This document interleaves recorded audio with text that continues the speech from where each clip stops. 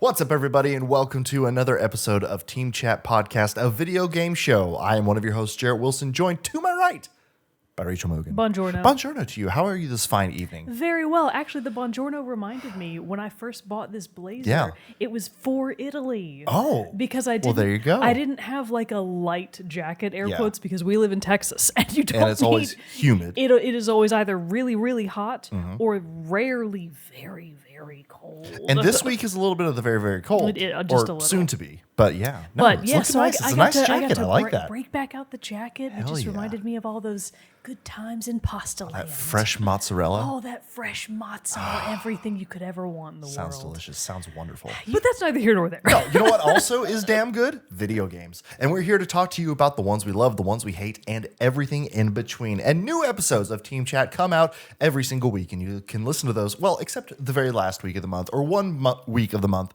where we take a break and we play some games together. Mogan and I both jump on Twitch, and we usually play a new game, one that is, recently caught. Did you watch this video? I just made this. I have to take a little side effect aside here because I just put out today that TikTok or video us talking about Marvel Rivals. And I started it with saying a game that has swept up our fancy. And I'm like, who the fuck says that?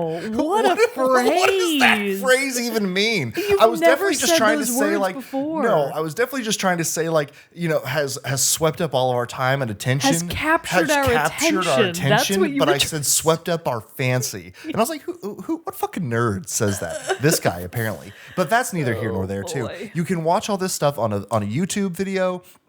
We have video versions of each episode. You can listen on podcast services around the World Wide Web as Spotify, Apple Podcasts, Amazon Music, and others. We also have social media channels that you can follow us at Facebook, Threads, Instagram. You can join our Discord server where we have a lot of great conversation when we're not here recording the show.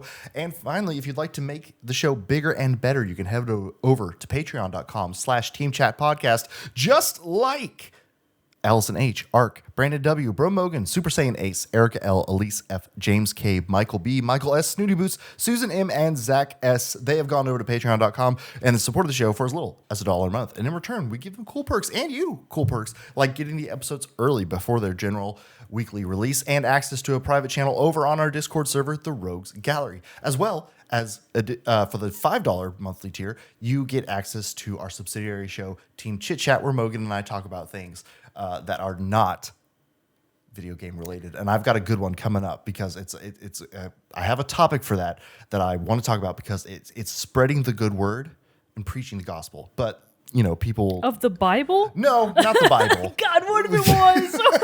This podcast is taking a very serious turn, but that's just a little tease. You'll get to see what that's about. But before we get into that, thank you for supporting the show, everyone. And if you want to help support the show in other ways, you can do that for free, such as subscribing, telling your friends, or listening and reviewing wherever you're watching the show, listening to the show. All that good stuff helps make the word of Team Chat Podcast spread to the masses. And for that, we are thankful and appreciate and love each and every one of our viewers, listeners, patrons alike. Heart emoji. Smooches. There it is, XOXO. But guess what, Mogan? There's actually a new way that people can support the show and spread the word of Team Chat Podcast out to the masses. It's been around for a while. We've just done a really shit job of advertising it. Red Note? Chinese TikTok? Yes, we're joining Red Note.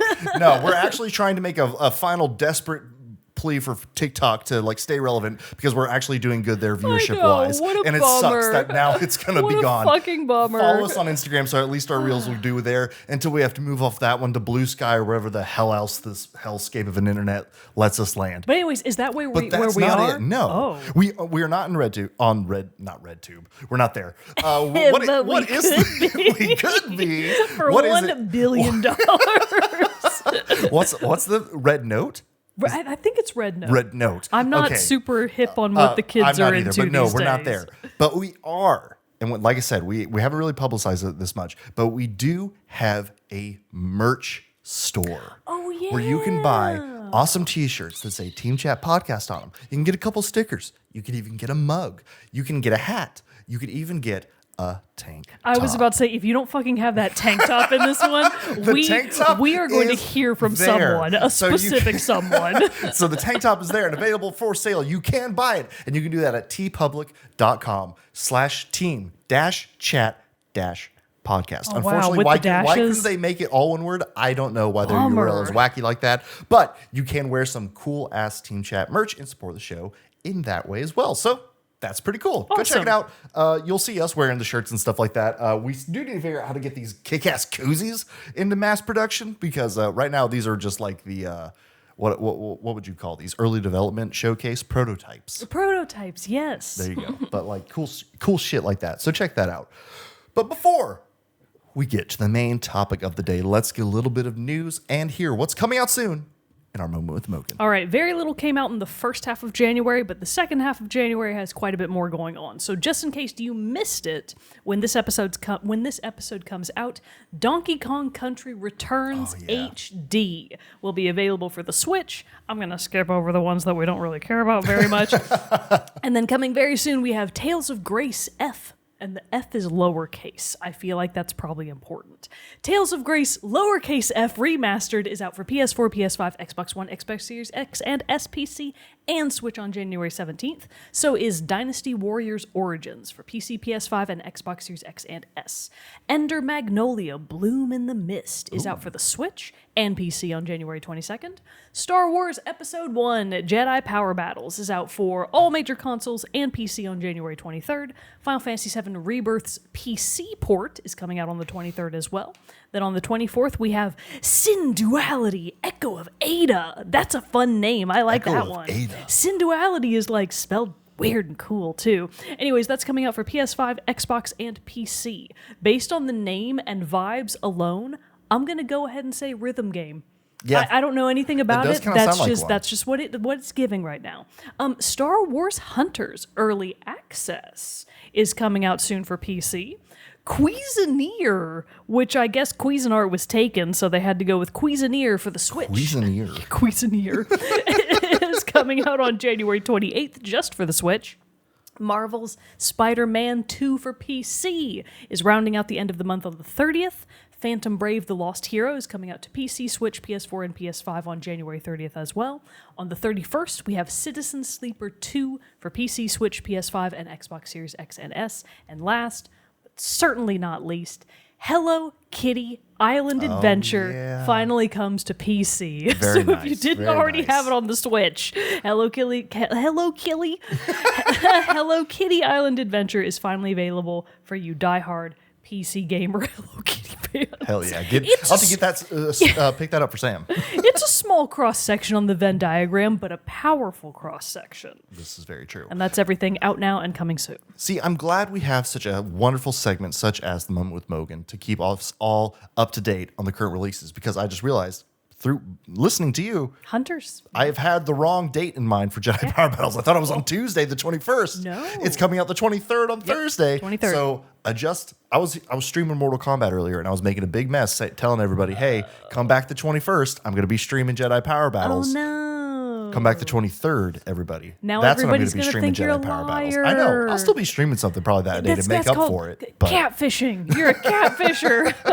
But Hunters, though, that is exciting if it's coming to PC. I've been playing that one on actually mobile and Switch, and it's pretty fun. It's like a simpler Marvel Rivals for Star Wars, kind of. Oh, okay. Again, kind of a hero arena shooter kind of game. Baby's first hero shooter. It's pretty fun. It's easy to pick up. The matches take literally like 2 minutes. They're super fast. So it's a quick in and out, pick it up, put it down kind of game, but it has some fun characters and fun abilities and stuff like that. So yeah, check it out if you want. But the real fun though, Jedi Power Battles, January 23rd. Be there, be square.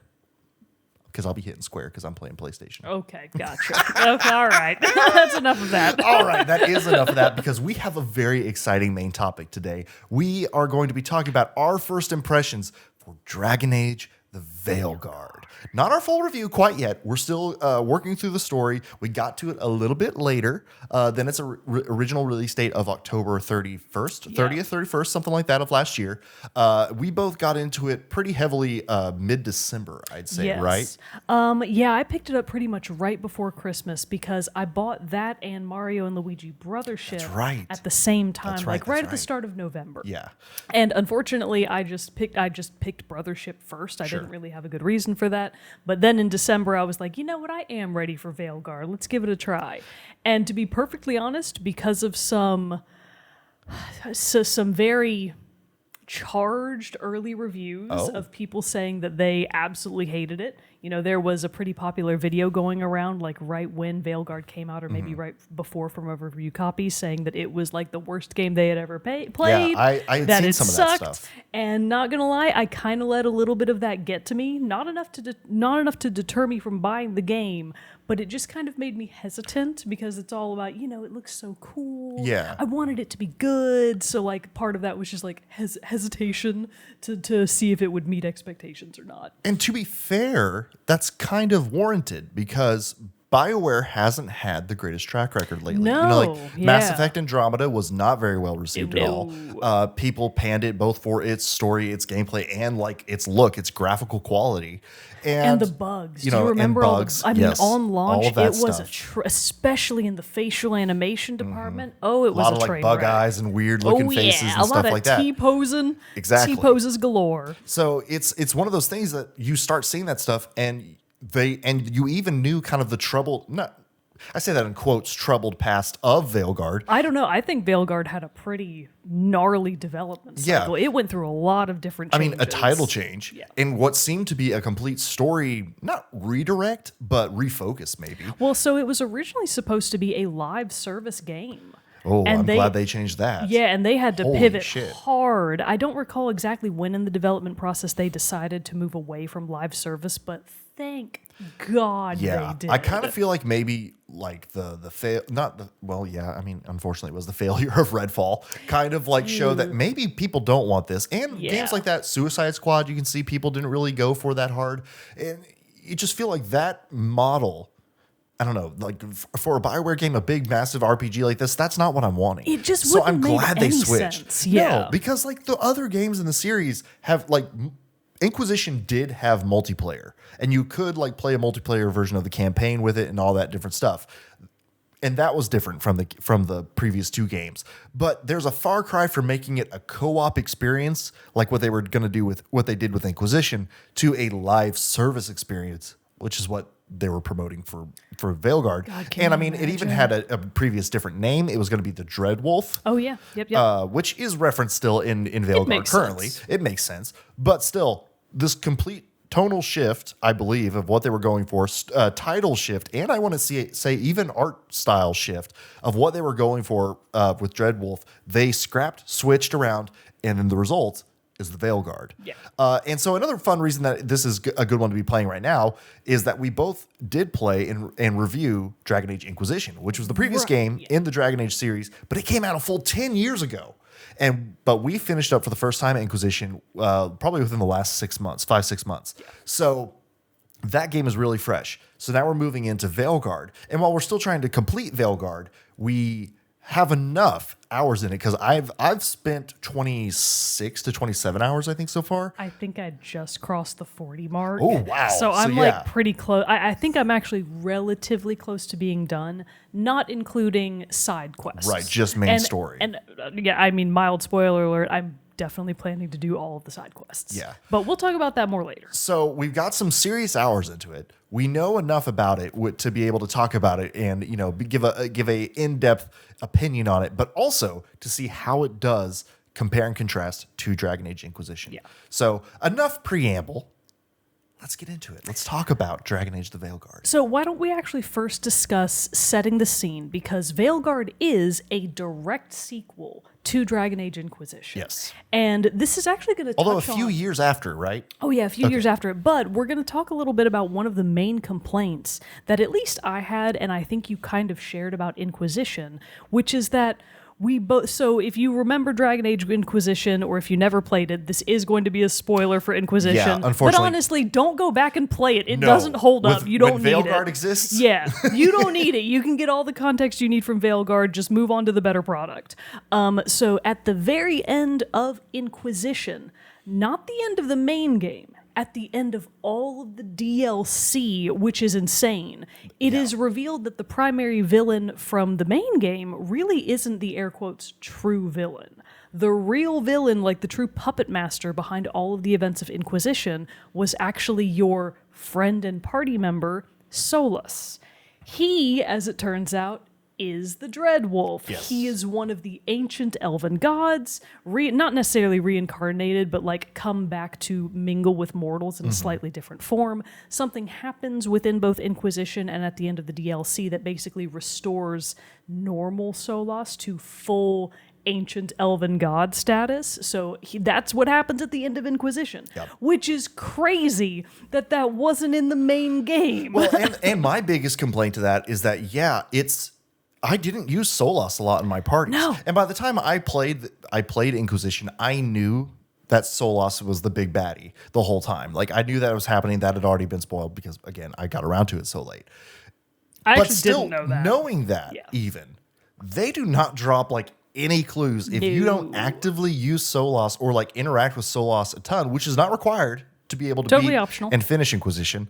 You don't pick up on that at all. No. Major You drop don't of the pick ball, I would say, story-wise, from Inquisition leading into Veilguard. Yes, but that's where I'm going with this. So at the end of Inquisition's main game, one of my main complaints was that I felt very disconnected and not invested in the air quotes main villain of Corypheus. Same. Because he was always kind of off screen, like every now and then he would come around and just be mildly menacing. Right. And he didn't really seem to have a lot of his own motivations about what he wanted.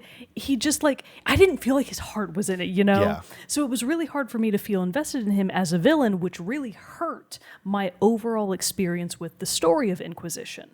That has, at least in major part, I feel like been already fixed by Veilguard's starting point. Because it starts you're resetting the scene. You are in, what, you want to say maybe 10 years after the events of Within Inquisition? that, yeah, for sure. Approximately 10 years after the events of Inquisition. The Inquisition, as you know, it has since disbanded. They've gone off to do other stuff. Actually, one of the major characters from Inquisition, Scout Harding, she makes a comeback as one of the major characters in your party. Which I thought that was pretty fun. I thought that was really nice. Because she was major in Inquisition. Like, you ran into her quite a bit and just got to talk to her. But the jump from just this kind of side character to main character? Yeah, cool because she move. went from being non-playable NPC, like not even a possible party member, to being in your party, and you get to really get to know her, and it's really fun to be able to do that. But, so in addition to the time jump, Inquisition literally starts off with a bang. Yes. The title screen itself explodes. You know that a catastrophe has happened. You are launched directly into the events of the story. But Veilguard kicks off on sort of a softer note that quickly ramps up into the starting events. Remind me how it begins, because I've actually... I was actually saying, I'm trying to it starts figure with a out, bang. like, I know what happens in the major part of the story, but I'm kind of forgetting how you get there in the first place. I think it really does just open with your character with Varric. Yes. Varric Tethras, That's correct. your companion from Dragon Age 2 and Inquisition. Yeah. Your character, who is called Rook, is traveling with Varric into the city. I believe it's Menathras, or Do they go to... I think it's just there because they're looking for Nev. Oh, yeah, you're right. They are. Yeah. And so you have like a quick bar fight, you and Yes, Varric. that's and right. then you know, and again, we're not going to go super into story mode here because that's not the point of this one. This review is more to talk about, you know, how the two games compare. We'll talk about story stuff like that when we actually finish the game. But you know, you're going there, you get into this bar fight, you go and find Nev. Nev joins your party, and then the three of you go after in pursuit of Solas. Like, you are hot on his trail. That's actually what I forgot. That was the connective tissue that I was like, I know you're there for a reason, but I can't remember why. So you are picking up, Varric is actively looking for Solas. Yes. Because obviously he was part of the major events of Inquisition. He knows they need to find him because he's planning something big and probably bad. So Rook just is sort of your new blank slate player character to a certain extent that you get to heavily customize, which we'll talk about soon. Man. But so they are in Menathras, they're looking for Solas, and along the way they pick up your first party member, Nev. And Nev's pretty cool. We'll talk more. So because this is our first impressions, we're not really going to go majorly into character personalities or major story arcs. We're really going to leave all the story stuff for the final review. But Nev's awesome. Her design is really cool, even though you hate her fascinator. It's not a hat. It's a fascinator. It's so like I'm sorry. It's just like how it sits in like it is so It's perfectly jaunty. square. I don't like it. As soon as I got an outfit that didn't have a hat, I gave it to her. And I was like, oh, man. here you go. Thank God. But I think her outfits are really cool. She's got a great color scheme. She does. has a She really does. nice like copper, brass, and teal color scheme, which looks so cool. She's one of your mages. Yep. So similarly to Inquisition, you've got the 3 primary character classes: warrior, rogue, and mage. She is one of the mages, and she also has a false leg. So have you never noticed? I have not noticed that. Oh, you gotta. Bro, what are you doing? It's very obvious. Oh my God. So she has a false leg, and it's this really cool, like, steampunk metal design. Oh, shit. So really, I didn't realize that at all. you didn't even look at her in the character outfit selection screen. I hadn't noticed. Oh my God. Oh my God, I'm just So blind. not only is it visual, but actually, if she's in your party and you really pay attention, the sound effect that her false leg makes on floors changes. Oh, shit. Yeah, so they That's actually really cool. put a lot of attention to detail into it. So I anyways, had no idea, though. she's very cool. She's the first person you meet, and then eventually you go get Scout Harding a little bit later down the line. But that is the setting. Yep. Veilguard starts up. You are the character called Rook. Rook being a reference to the chess piece. You obviously get to name your character whatever you want, but no one in the game uses that because how could they record the voice lines? Right. And you are with Varric up until a certain point. Do you want to talk about the next, the Big Bang? Well, basically, the thing, I don't know. I feel like that might even be a little too much for this. I don't know if we do. You just like, there's very massive events take place. I think we should talk about it. We think we because can talk about I think it? it makes Okay. sense. I would really consider all of Well, this to then be part unplug of. your headphones, everybody, if you don't want to hear this. If you don't want a mild prologue story spoiler, you can That's true. skip ahead just a couple of minutes. I'll make it very quick. So essentially, you, Scout Harding, Nev, and Varric finally do track down where Solus actually is. He is trying to complete a ritual in Menathris Mm-hmm. that will allow him to complete his ultimate goal of destroying the Veil.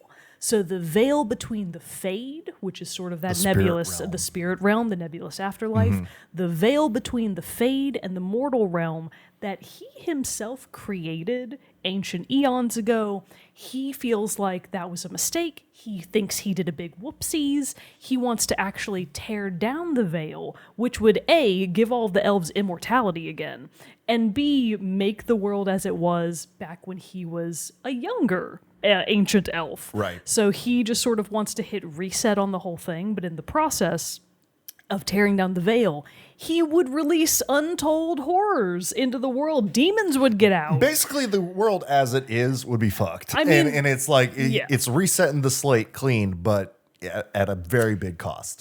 Total annihilation isn't guaranteed, but it's like you could assume that the vast majority of probably both humans and maybe elves to a certain extent, dwarves, the Kunari, anybody that is mortal, they are going to be totally screwed and or just outright dead if the veil winds up going down. So what you're trying to do is interfere with him completing this ritual, which you succeed at. Yes. You interrupt the ritual, you get a hold of the fancy dagger that he has. It is a... Lyrium dagger. In my head, I always call it a Chris knife from Dune. Oh, yeah. Because it May reminds your me... blade chip and shatter.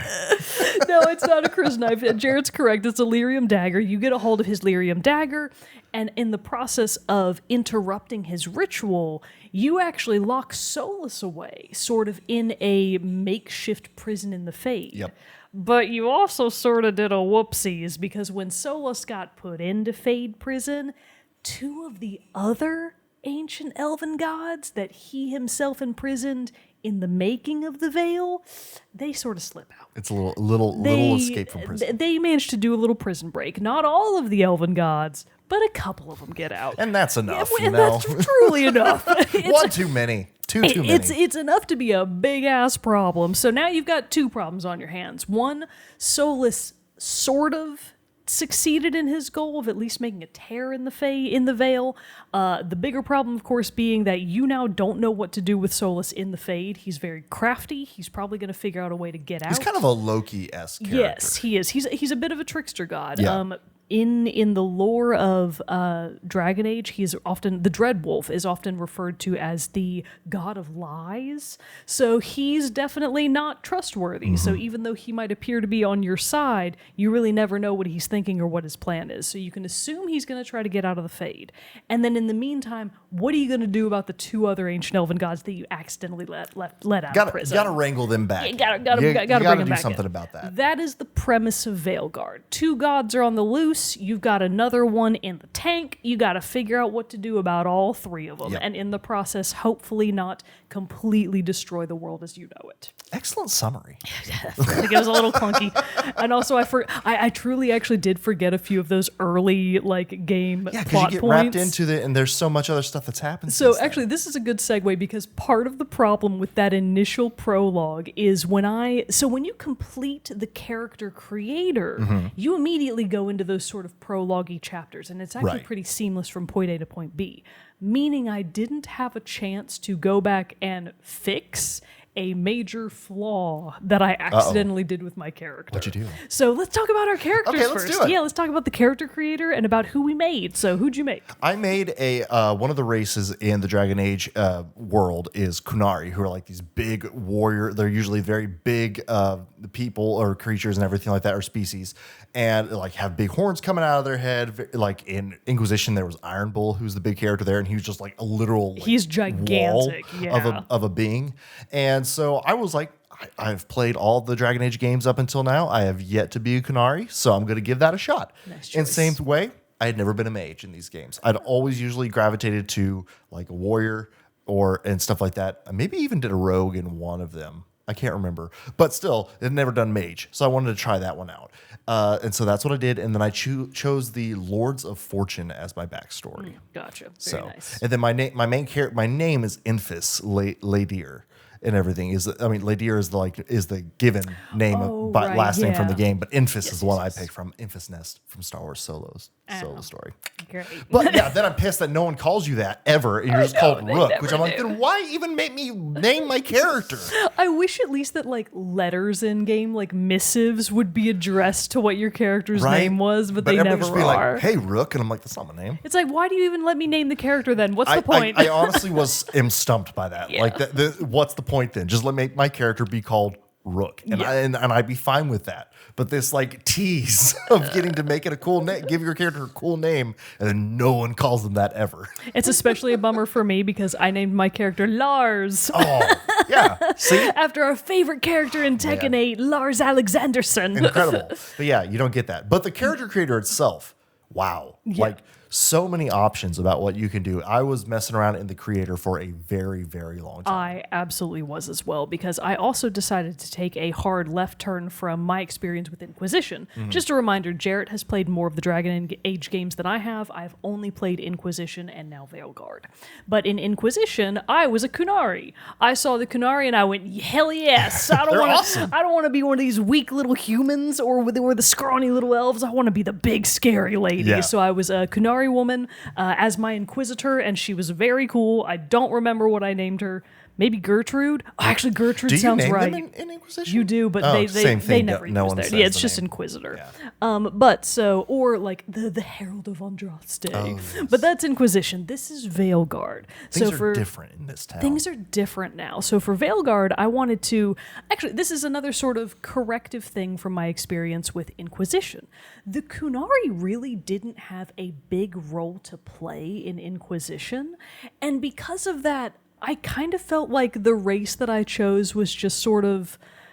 Like a very blah point, because Yeah. nobody really reacted to the Kunari in a big way, and you never really felt like your point of view as a Kunari was really being impacted by the events of Inquisition. That was Yeah, much more yeah. about the elves and the mages. There was a lot going on there that had nothing to do with the Kunari.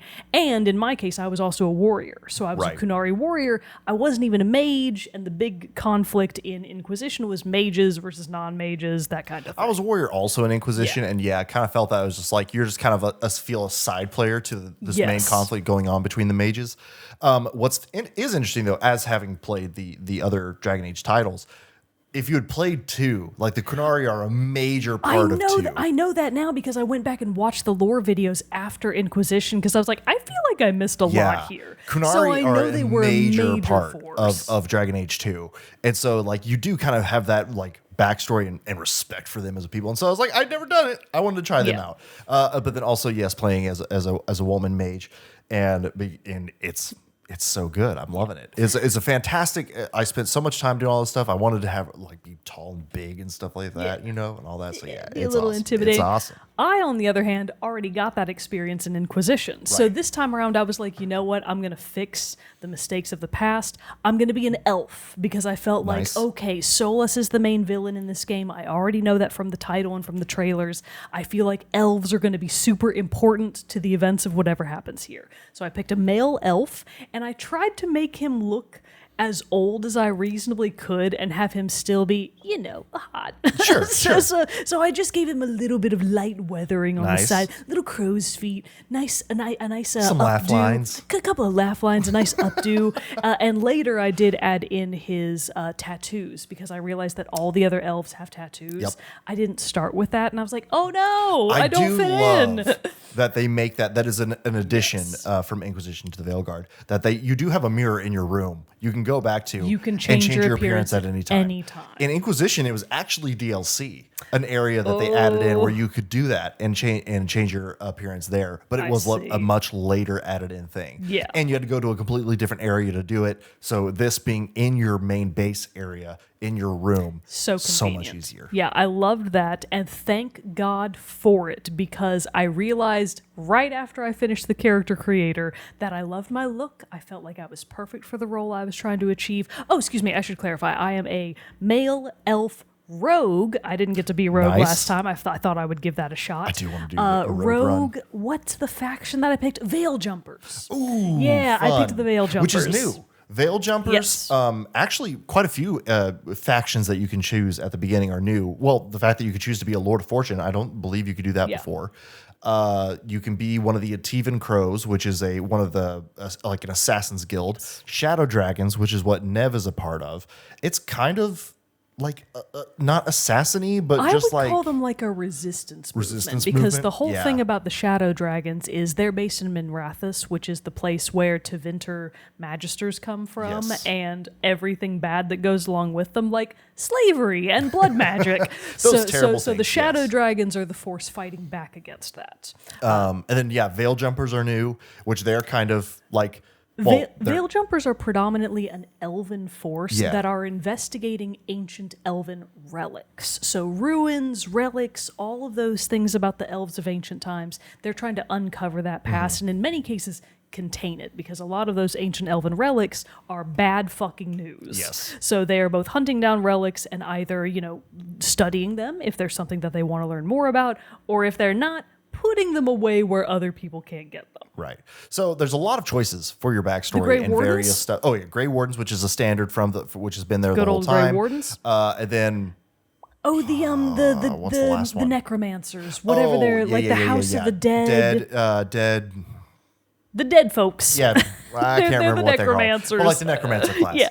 And so there's a lot of different stuff to choose from, and so you really get these, which is interesting because I'm getting to a point where I feel like my backstories in the story is becoming more of a focus. But it is interesting how much like those, to a point, like aren't influencing the main story quite. That may be different for you with your playthrough, but mine it's so far like one of the missions I'm at is like, okay, I kind of see where this comes into play, and I see the dialogue options available and different stuff like that. That doesn't surprise me based on who you chose, because the Lords of Fortune don't really come up in the story until quite a bit later. Me as a Veil Jumper, they're like the first faction that you meet. Which makes sense because Veilguard, I mean, I probably honestly should have been a Veil Jumper as well, because they're always like, this is the point. This is what we want you to play.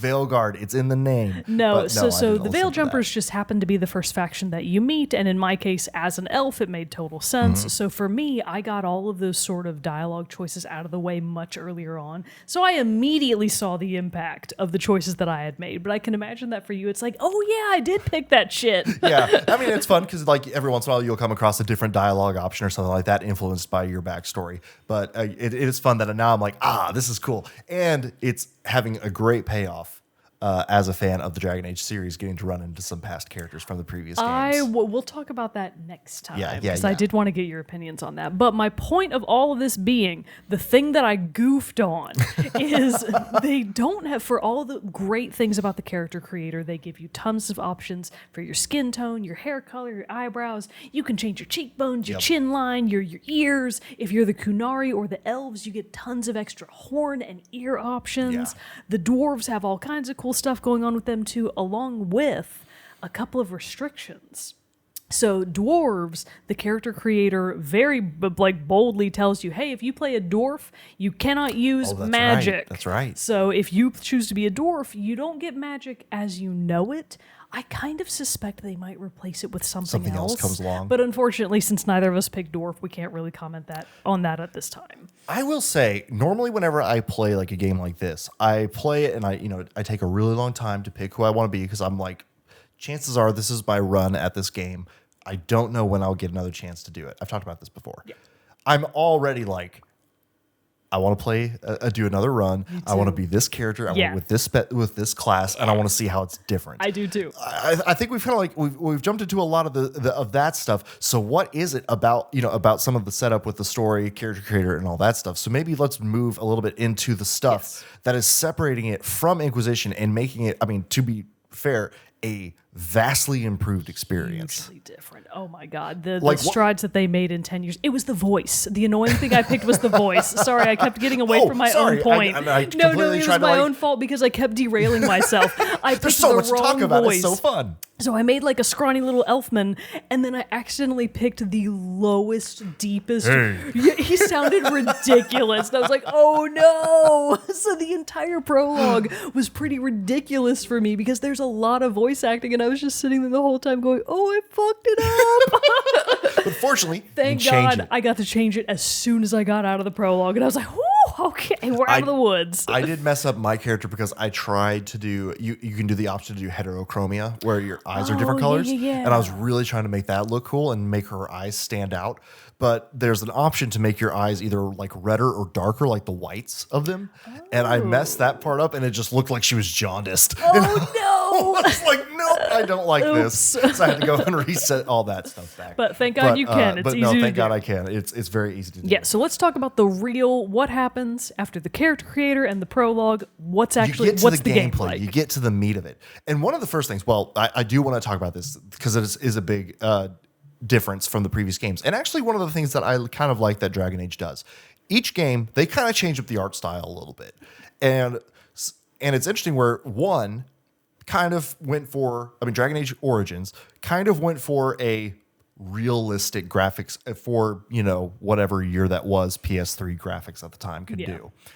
2 definitely went to a more, I would say, cartoon tilt in its art style. Inquisition went back to the more realism. And now Veilguard is kind of a mix of a realistic cartoonish vibe. I've seen it described online as like a Pixar. I wouldn't say Pixar. That's too like animated and everything. But it's kind of like elevate. I'm having a hard time putting it into description what it is, but it looks damn good, and it fits this game. And it's kind of honestly an art style that I'm looking at this game going, this will not age. Like, I feel in the way of like, you'll be able to play this in like 10, 15 years and be like, this still looks good. The way kind of like The Witcher 3 does. Oh, yeah.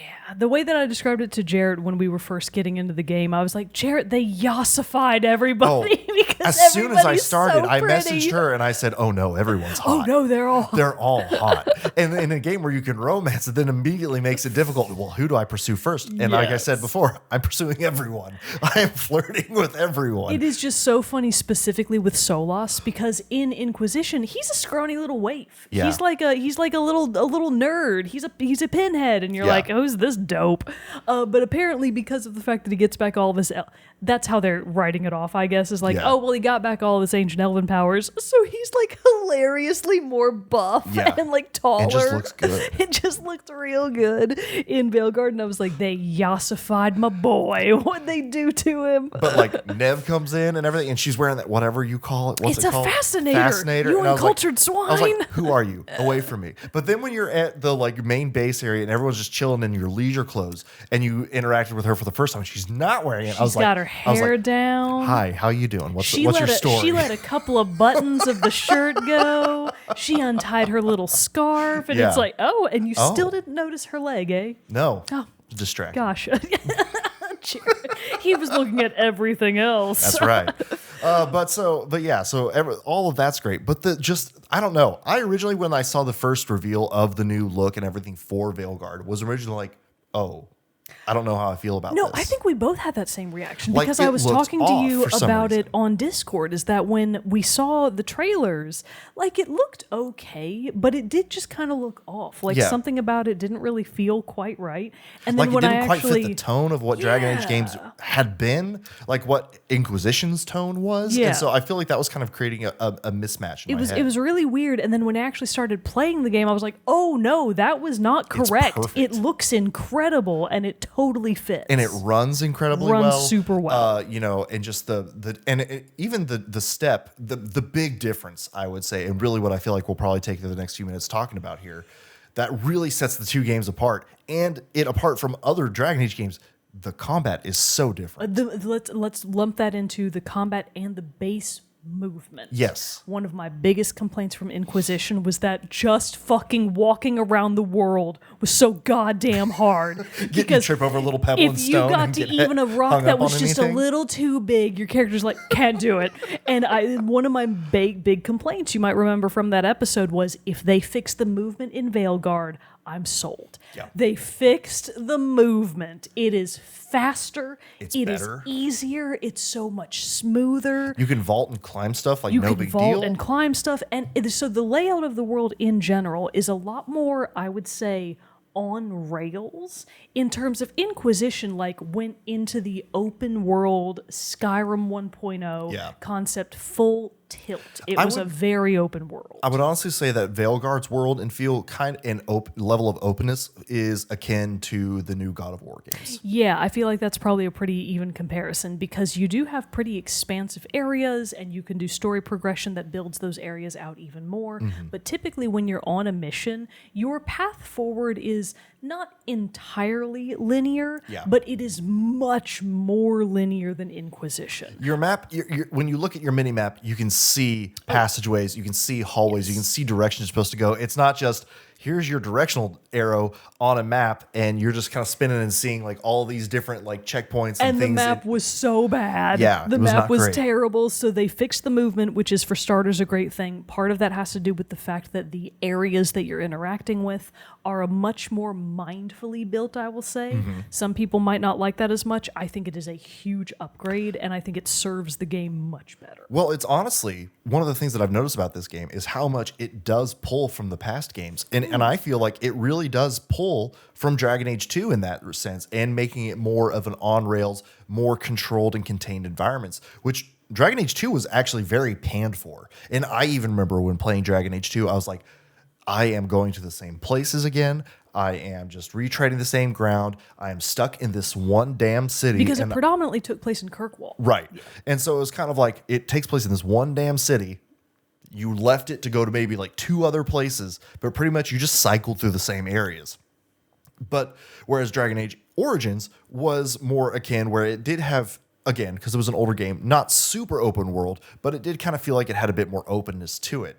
And you went to different areas and felt more expansive that way. But this now feels like the perfect blend of the openness of Inquisition and the rails of Dragon Age 2. And just like, it's the perfect amount of, I can go dick around over here, explore, find some cool treasure, but then I can very easily get back onto the main path. I'm not lost. I'm not confused. I don't have to fast travel 10 places to figure out where the hell I'm supposed to be. It's the perfect size. I totally agree. I feel like the environments are really fun and pretty to explore, and pretty being a relative term here, because some of the places you go are downright gross. Yeah. There are blighted wetlands. There are all kinds of nasty things crawling in the dark, but some of them, like the Arlethan Forest, gorgeous. Or the ossuary. It's one of my the favorite ossuary. places. The ossuary. They say it's so weird. I also would have said Whichever place. ossuary, but that place is one of my favorites. It was so fun. I love that entire level. And, I kind of feel good about calling them levels because in some cases that's how they feel, even though you can later return to all of those areas and continue to explore and build them out, which gives it a lot of, a lot more meaning when you later go to do more story side quest related things to specific characters, because the eventual party of 7 possible companions that you will add to your list, they all hail from different places of the map. So in most cases, one of the areas will have a strong connection to one of the characters in your party. So that might influence who you choose to take along with you. Maybe it doesn't, you just want to mix things up a little bit more, but if you do choose to sort of make those more intentional connections, you usually get some interesting dialogue options out of it, which I really enjoy. And another thing about that too that I appreciated with this game in meeting your companions is it's much more direct. The path to meeting and your companions joining you is part of the main story. Remember how we both Inquisition, missed Blackwall for the longest fucking time? And he was apparently you're supposed to get him very early. He was like important. Yeah, in Inquisition. And then both of us, we just stumbled upon him and we're just like, oh shit, what's up, dude? It's like, bro, you been out here the whole time? Yeah, and so you kind of like stumbled across your party members. And I like that this makes it more direct, which I feel like ties into a little bit in how the game operates now in its combat system, because with these different characters that you meet, each one obviously has their various roles. Like you'll meet mages, you'll meet rogues, you'll meet other warriors, and those have different skills, abilities, and whatnot. One of the things about this game that I love, so much of an improvement over Inquisition, is that when you're in combat, you can create these synergies with your party members to have combo damage, have effects stack on each other, which is stuff that was in the past games. But Inquisition, if I comboed and did a combo with abilities, I had no idea. It was just an accident. If it happened, it was an accident. And we probably didn't even notice. Kind of in the tutorial, I'm sure, but it made no sense. And I could not, for the life of me, ever make it happen on purpose. How they set it up in Inquisition is perfect. This party member, it applies weakened or sundered or overwhelmed. Detonates. And this one, and then this person, they detonate sundered. They detonate weakness. So you can be like, oh, cool. I have these abilities already assigned for myself based on the direction that you kind of like branch off in your skill tree. I can combo it with this party member. These two party members can combo together, and you can work out these synergies so much easier. Which brings us to another thing that is a huge difference from Inquisition to Veilguard's gameplay, particularly in combat. Veilguard, thank you, Lord. They got rid of the pause real-time combat screen. I will say I liked that in Inquisition. Oh, I did not. I kind of liked how it was fun, controlling the chess pieces kind of thing to do Except a few they never things. actually worked. Yeah. They never did what you wanted them to. Well, okay, very true, because the only time that I really did use that for was your charging bull move, where you could put your shield in front and just ram people, and you had to plan out the movement and where you wanted it to end. That was one of the only times. But every once in a while I would use it to arrange stuff, and I liked how it kind of gave you this overall look at the field. But I do love Veilguard's more focused combat. Yes, it's much more focused, and part of that also includes the fact that you are no longer parties of 4.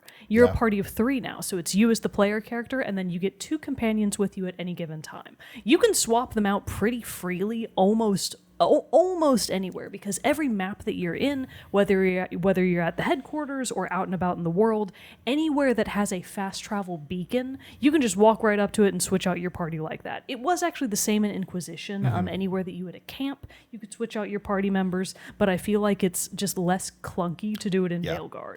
And especially since there's only 2 extra of them, it's just a lot easier to go in there and make those choices really quickly. And like the other Dragon Age games, it does have a third-person perspective, which is great because then you get to show off all the cool fancy You get to outfits see your you hot get. character. Exactly. Yeah. But then, it's also cool because then it retains that third-person view while you're in your combat. You do still get the pause real time in that you pull up you hit R1. Yes. And it does pull up your like full abilities screen, and that's where it will like show you the combos of different abilities you can pull out. You can target more easily and directly your opponents or appendages if it's a multi-target enemy, and really kind of like plan your next steps there. But it's not so like, here's the game board and let's make the moves like it was in Inquisition. But one of the other things that I also kind of what you were talking about there with your characters and working all together, or more of a simplistic thing that Veilguard does, is I loved how you didn't get a menu screen until it was applicable in the game. Yes. Like oh you my paused the God. game and you went to the map and you saw map, character, skills, and then like the library, like your codex and stuff like that. Then you met your first companion, and hey, guess what? It added a companion screen in the menu. Hell, it didn't even add your character screen where you could change your like equipment and stuff like that until like after the first or second mission when you got stuff. And you didn't have a menu for that. It was so much cleaner. So you're not like going to things and being like, oh my God, what is this?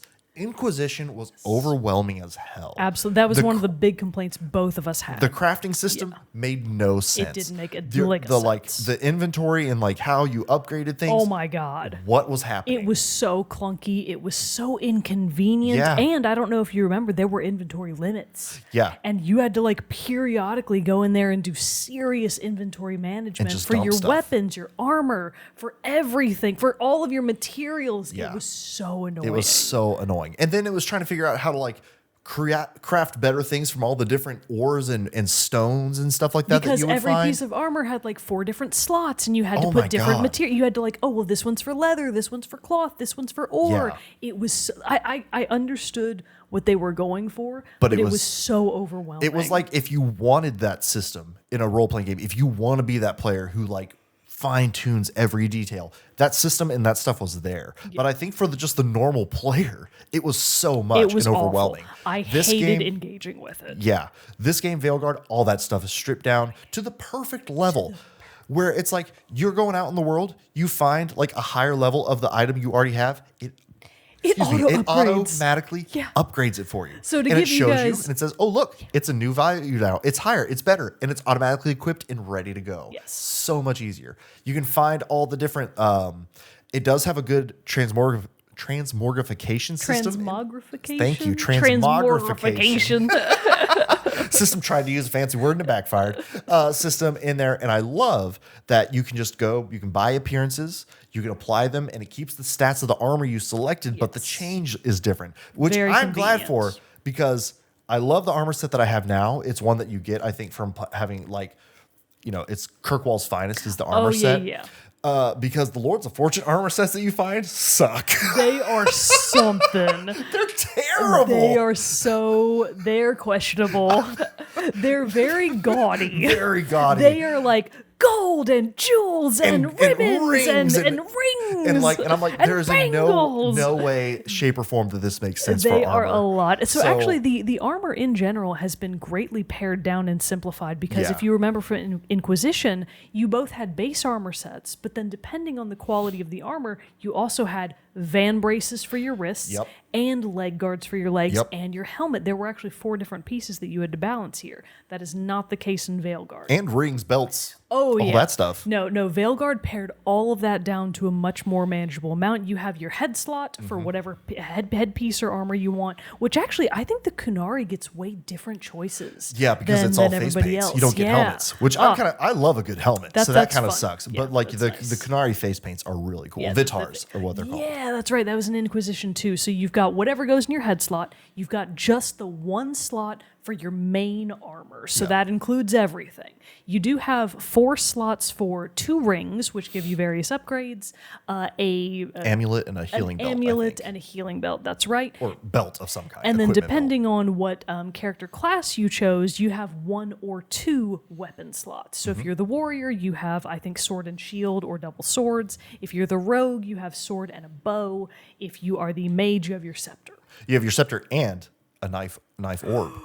You do still get like a single hand and a two hand and a one. And what's cool is it's very easy to switch in between you're using which weapon set you're wanting to use. You can easily in combat hit down on the D-pad and it'll just change. And so I guess we've danced around it a little bit. The combat is really what I think elevates this game so much farther above what Inquisition and honestly what the previous Dragon Age games had done, because it does move it into more of like the God of War style of combat. It's fast, it's snappy. Bro Mogan was poo-pooing it when he watched me play it over the holidays as it's just button mashing, but it kind of is. It can be.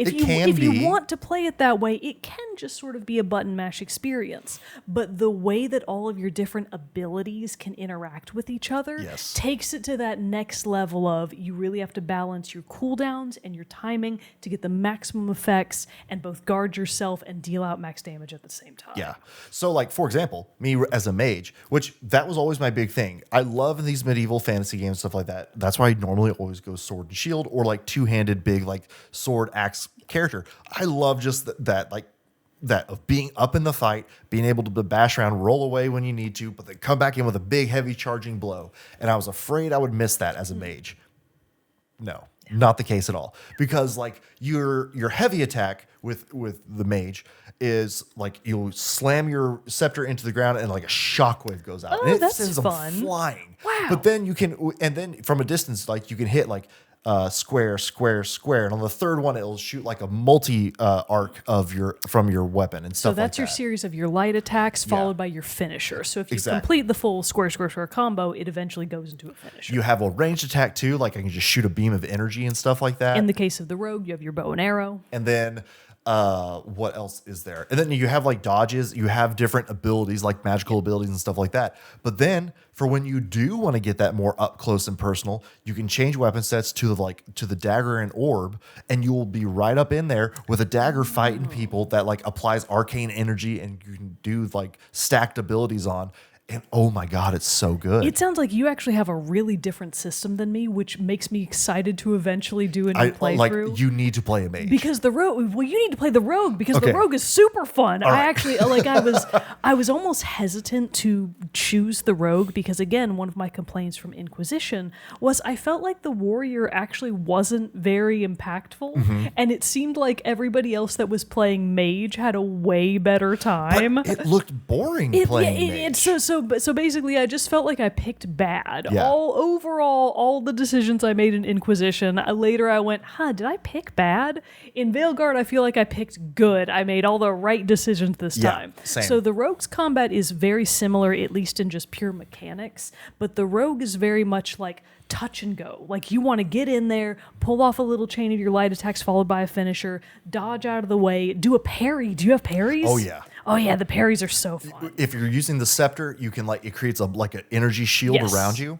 And you get a barrier. Okay. And if they hit it when it's the yellow attacks, enemy light attack, and you can parry it, then you can hit triangle and it'll charge it up and do a massive energy burst away. No, that doesn't. But then with the similar. dagger and orb, you can also just do a quick ping, a big parry and knock it out of the way and do That's quicker what attacks. It's like for the rogue, is that your parries are just a quick ping, it knocks them way back, and you have a great opening to get in there with your heavier attacks. So for the rogue, you've got your lights followed by your finishers. You can also hold down square and hold down triangle in combination or on their own with your light attacks to get heavier attacks that get rid of armor. So if the enemy has armor on top of their health bar, those heavier attacks help chip away at their armor. And then you've also got your three main, and I believe this is true for all of the character classes, you've got three of your chosen primary abilities. They're called abilities. So those are things that you unlock via the skill tree, and they are more of your flashier abilities, for lack of a better word. They can be things like, for the rogue, you've got a control and area ability is how it's classed, because you can pull back your bow and arrow to basically unleash a necrotic arrow hailstorm. Ooh, that's it's cool. super fun. It goes over a wide area. It's really good for area control. And it gives everybody necrosis at the same time. That's a great one. Cool. You've also got, especially for the veil jumpers, you've got quite a lot of electric-based attacks. Yeah. So it seems that the main elements are fire, cold, electric, and necrotic. Yeah, necrotic is all over the place. I've mainly been doing necrotic, but you've also got others fire like and bleeding. electricity. Ooh, yeah, nice. I don't really mess with electricity too much, but I've got a few of them. And then if you're the rogue, you also go pretty heavily into tool-based abilities. Those are more of your saboteur things. Things Yeah. like laying traps or sending out little grenades to disrupt the enemy and cause a lot of stagger, which leaves the enemy open to a takedown. You were Yes. telling me about the takedowns. Oh my god, the takedowns are so fun. They're so fun. Which is just like a pre-scripted animation of you like doing a really cool finishing move on your enemy and stuff like that, which is just a fun addition. It's very fun actually. They did have those in Dragon Age Origins, the very first one. Like but man, talk about a difference in Night and Day if you went back to that, because like the origin combat was you would walk up to the enemy that you were targeting, you would hit X, which is just your standard attack button, and you would just go, and it was like locked into that. Oh, and then you could no. like hit a different button to do like a shield bash, and then that had to reset. Until then, you were just doing like a stiff arm attack thing. But then at like the very end, if you let it do it and you did get a finishing move, you do like a really cool like chop the head off spin move, like with your sword and everything. But it was just so stilted and in place. And this, and even Inquisition kind of felt that a little bit. Like you charged up, you just sat there hacking away at stuff. This one incorporates movement into the combat. Inquisition, I would say, like leading back to Bro Mogan's idea of, it's just button mashing. Inquisition felt much more like boring, Here we go. non-rewarding button mashing. This kind of enemy, boom, this sequence. Cool. It was not fun, and I believe one of my main critiques was towards the end of the game, I was doing anything I could to avoid combat because it was no longer fun for me. Veilguard, it's fun. I actually go into fights and I'm like, I'm going to have a good time out there. Let's see what we can do. Now, to be fair, I did intentionally choose, I think there's 5 different difficulty levels. There's like normal mode. There's 2 slightly easier ones. One's really easy for those people that were really just there for the story. I picked medium easy. Yeah. Because I was like, you know what? I'm not here to fight. I'm here to have romantic relationships with my companions. I'm here to have relations. I know exactly why I'm playing this game. There's no need for me to pretend that I'm here for other reasons. So I'm definitely having an easier time, but I've still died a few times. Yeah. Yeah. See, I went the opposite where I'm like, I'm here. I want to see what this combat's about. I've played these games. I know what they're about. I want to see. So I went with the hardest. Oh, okay. Underdog. Yeah, you're probably having a very different experience. I changed, like, I did love about this that you can like tweak some of the settings. Like you can tweak how effective the aim assist is. You can tweak like some various things to like make it a little different and make it your own and kind of fine tune the difficulty. I messed with that a little bit, but yeah, I wanted the combat difficulty to be difficult. Yeah, and I wanted it to be easy. Oh man, it makes it so much rewarding, especially with this style of gameplay and combat of the fast, fluid motions, quick parries, quick dodges, adding in magical attacks, combining with your party members and everything. It's great. It's really fun. Yeah. All right. What we've hit on are the we story. missing anything major? Because I feel like we've touched on, first of all, the long story. Oh, okay. Never I mind. did have one. This is a thing that we'll talk about this more, I'm sure, when we talk about story. But one thing I did love about this, and I love this as a change from RPGs in general, not just Dragon Age series. Story choices affect companion skills.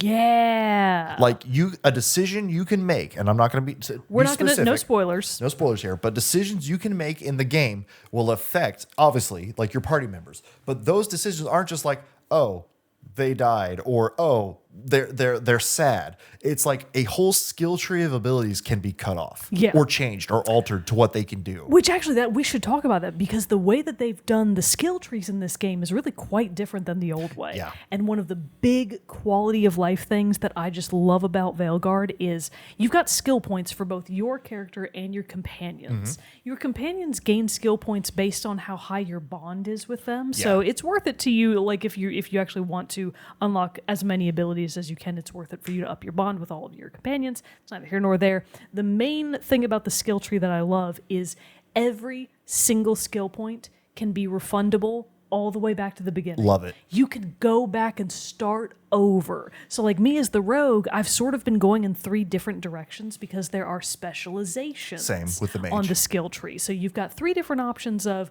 okay, do I want to be more like the blades type rogue? Do I want to be in the thick of it, really just dealing out damage, a lot of bleeding focused things? Do I want to go more the tools and sabotage Yeah. route? Or in the case of, I'm not sure if it's probably true for all of the rogues, do I instead want to be a veil jumper and rely much more heavily on my bow and arrow and abilities? So for me, I'm currently spread out across all three, so I'm not really good at any one thing. And now I'm at the point in the game where I'm like, okay, I'm going to undo everything I did. Now that I understand the game a lot better, I'm going to go back and really specialize in one thing and see how different that makes my experience. Yeah. And it's so easy. You can do it for you can do it for your companions. You can start from scratch. And I love that about the game. I feel like in the past games you could change stuff like that, but it was either you had to go buy an item to like let Yes, you relearn it you or did. reset it or something like that. That's true. Made it way more complicated and kind of like gated it off from you. But yes, I also love that because So same thing. easy. I'm kind of basing my branches of my skill tree off of what element I'm wanting to focus more on. And right now it does kind of seem like I have a stronger electric build. So I'm moving away from like, I'm not using much ice at all. I have some fire, but mostly electric. So I'm starting to like slowly do that transition over. Whereas some of my companions, I'll choose their abilities based on either A, which of their abilities combine with mine the best. If I want to upgrade one to be kind of like my healer party member, so I can have like that extra health boost if I need it, different stuff like that. But it allows for great customization. And again, it's just damn easy to do. It's just easy. Another thing that we haven't quite touched on, but I want to say you've just gotten to this stage. I've already well past the phase of having all of the different party members, companions unlocked. Yeah. But even with that being said, I feel like I never miss having one of the other classes missing. Like, for example, if I wanted to put myself, Scout Harding, she's another rogue, and another rogue in my party, we can still be really effective. Yeah. It's not like you have to have a rogue, a warrior, a mage. It feels just as good pretty much across the board as long as you're smart with your abilities and your builds that you can have 2 mages, 1 rogue, 2 mages, 1 warrior, 3 warriors. Let's just go in there and tank through everything. Yeah. All of those different mixes, I think, feel really good no matter what you do. And I really commend the game for that. It feels good. I agree with that too. And like sometimes maybe not even the combos, like you might not have the like primer and detonation benefit, but still just the difference of abilities and everything really makes it just the party feel well-rounded. You might be going all bleeding. We're Yeah. going to bleed the crap out of these suckers. We don't need necrosis. We don't need detonates. We're just going to bleed them out. I did just do a mission where I did run it, I think, full mage run, and I was like, oh my god, this is so fun. Yes, it's like ridiculous. There's so many colors. So many colors flying everywhere. It's great. All right, well, I think we have definitely like sung the game's praises a lot. Has there been anything though that you've not liked? That you've kind of been like, you know what? Not the best. I'll say that it's not the best mainly because I keep fucking forgetting about it.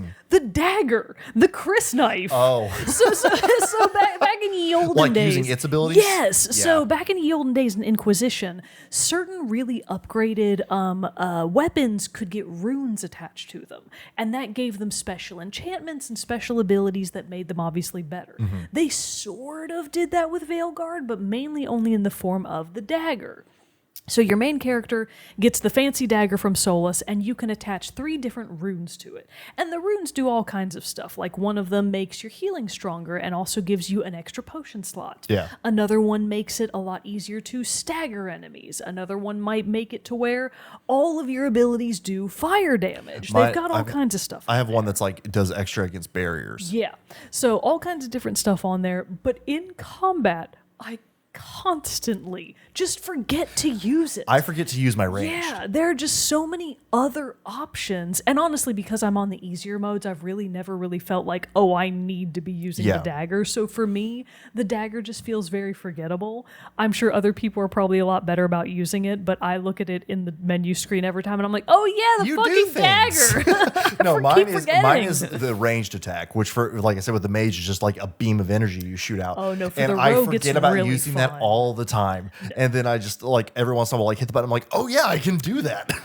So another small thing that just kind of does grate on my nerves a little bit is that at first I thought it might just be my character and the way that I designed his face, but later I decided, no, I don't think that Just is kind the of case. everybody. Sort of a lot of the facial expressions, particularly when you're in very serious conversations, there's just slightly too much of an up tilt, A smile. at everyone's mouths. So even though they're having these really grave conversations, they just look like they're having a grand old time. They're just not I'm like, taking this wait too a second, I seriously." don't think you're being serious enough about it. They just don't want to take the end of the world too It's serious. not incredibly noticeable, and depending on the conversation, those more grave expressions may indeed be present. But as a default, everyone looks like they're having a little bit too good of a time Yeah. based on the gravity of the situation.